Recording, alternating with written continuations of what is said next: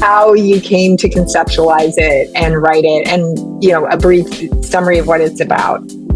It all started way back when I was young, when I was in my teens. I had a rough adolescence, the typical kind of stuff where I got kicked out of school and I didn't really know what I wanted to do, and I was making a bunch of terrible decisions. And my dad had a really sudden near-death experience that really changed the course of my life.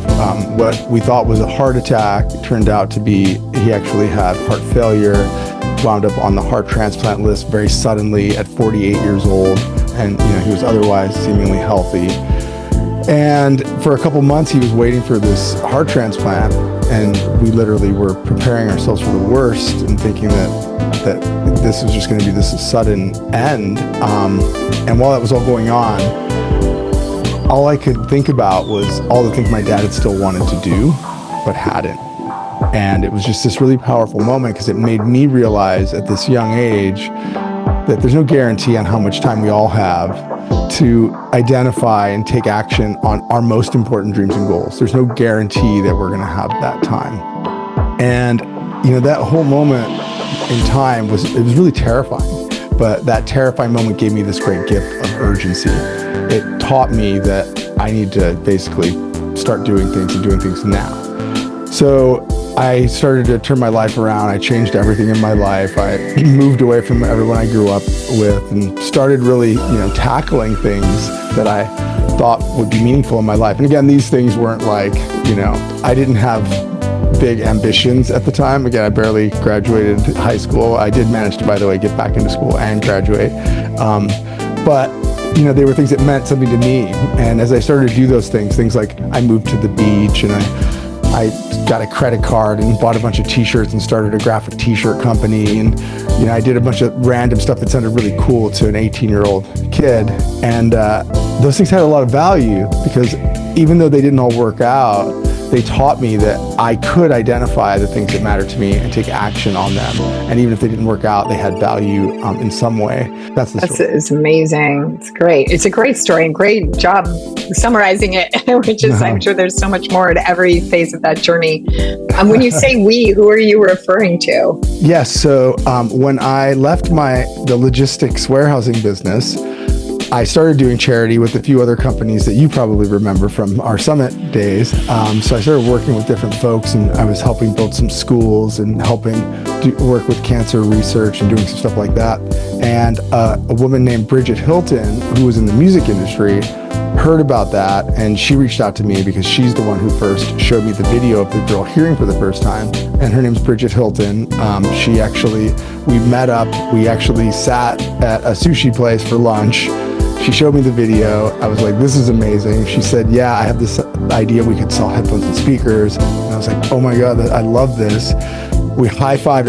This is no exaggeration. We flew to China the very next week. We literally looked up factories on Alibaba, high-five, flew to China, met up with a bunch of factories, drew on napkins and papers and said, this is what we think. We want something unique and different.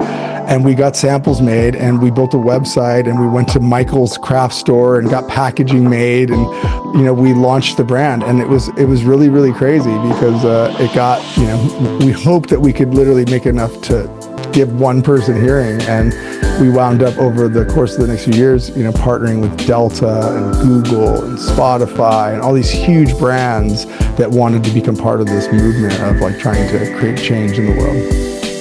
What's kind of one takeaway that you could share with us today in terms of Experiential Billionaire?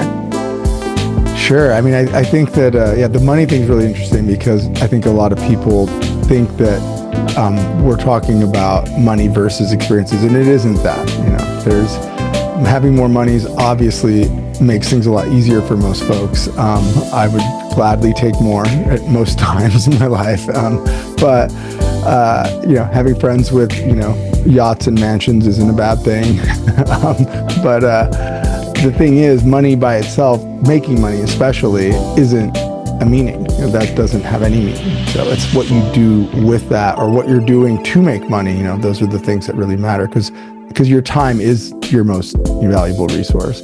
So once people start to really lock in and understand that, and then look both back and forward at their calendar, at like how they're spending their time, it becomes really clear whether or not the idea of who you are and what you want your life to be and what you want it to mean, whether that aligns with how you're spending and how you're planning on spending your time.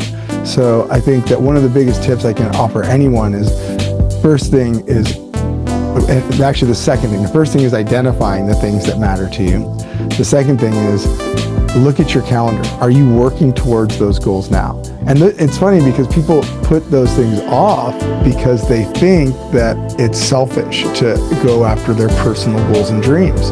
But the reality is, when we go after our goals and dreams, it makes the people around us go after their goals and dreams. It makes everything, get better simultaneously. And so it's better for work, it's better for relationships, it's better for everything, really. When we're living our best lives, it inspires people around us to live their best lives. But to get to that, we've got to put those goals and dreams on the calendar, because our personal goals and dreams don't automatically come with deadlines, like everything else in our life. So the stuff with deadlines gets pushed to the forefront, and it's always like, oh, I gotta do the busy work, I gotta XYZ. But you gotta rearrange your calendar enough and say, well, I've got to make space for these things, because these are the things that are gonna really move the needle and that I'm going to value the most in my life, and that's probably gonna create the most value to everyone around me.